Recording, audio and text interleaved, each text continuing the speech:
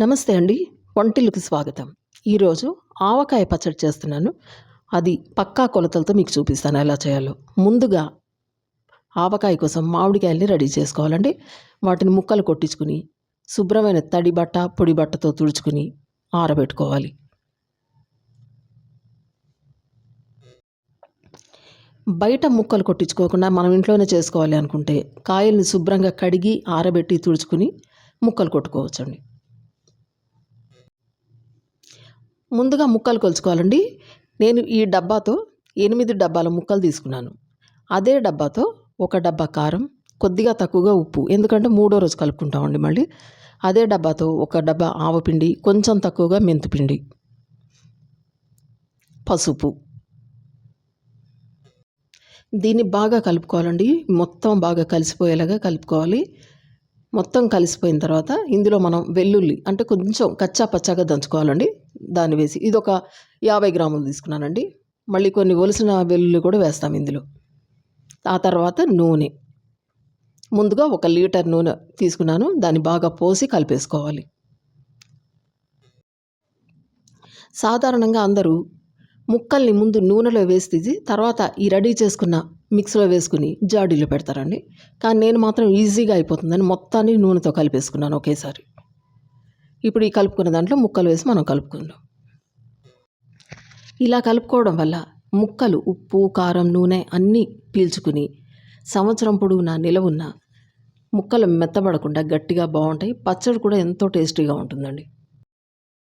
మామూలుగా జాడీలో నిల్వ చేసుకుంటామండి పచ్చళ్ళు. అయితే నేను ఈసారి మట్టి పాత్రలో పెట్టి చూద్దామని అందులో ట్రై చేశాను. మట్టి పాత్రను బాగా ఎండకి పెట్టి కడిగి ఆరబెట్టాను. అది శుభ్రంగా ఎండిపోయింది. దాంట్లో కొంచెం నూనె అప్లై చేసి బాగా పులిమాను లోపలంతా.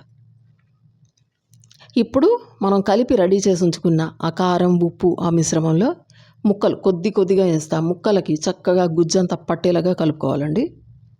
కలుపుకొని కొద్దిగా తీసి మనం రెడీ చేసి ఉంచుకున్న పాత్ర, జాడీ ఆటిల్లో వేసి పెట్టుకోవాలి. ముక్కలన్నింటినీ కలిపేసి జాడీలో వేసుకున్నామండి. మొత్తం కూడా కలిసిపోయింది. ఇప్పుడు పైనుంచి కొంచెం నూనె పోసుకొని ఒలిసి ఉంచుకున్న వెల్లుల్లిపాయలు కూడా వేసుకోవాలండి కొద్దిగా. ఆ పైనుంచి కొంచెం మెంతులు చల్లుకోవాలి. ఇప్పుడు గాలి పోకుండా మూతలు పెట్టేసుకుని శుభ్రమైన బట్టని వాసన కట్టేసుకోవాలి. మళ్ళీ మూడో రోజు పచ్చడి కలుపుకుంటామండి. ఆ రోజు ఉప్పు చాలకపోతే మళ్ళీ కొంచెం ఉప్పు వేసుకొని సరిపడా కలిపేసుకోవాలి. మళ్ళీ జాడీలో నింపేసుకొని వాసన కట్టి పక్కన పెట్టుకోవాలి. పచ్చడి కలిపి 3 రోజులు అయిందండి. ఈరోజు మూడో రోజు కలుపుతున్నాను.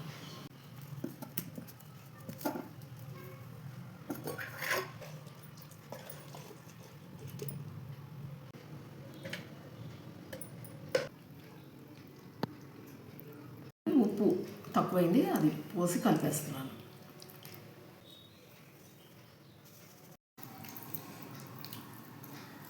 అయిపోయిందండి మామిడికాయ పచ్చడి.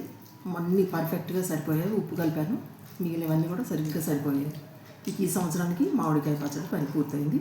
ఇప్పుడు దీన్ని మళ్ళీ జాడీలో పెట్టుకుని జాగ్రత్తగా తడి లేకుండా మూత పొడిగా బాగా తుడుచుకుని అది పెట్టుకోవాలి. తడి స్పూన్లు, తడి చేతులు పెట్టకుండా ఉంటే పచ్చడి ఏమాత్రం పాడవద్దు. జాగ్రత్తగా వాసన కట్టి జాగ్రత్తగా పక్కన పెట్టుకోవాలి. ఈ కొత్త ఆవకాయలో ముద్దపప్పు వేసుకుని తింటే సూపర్గా ఉంటుంది. ట్రై చేసి చూడండి.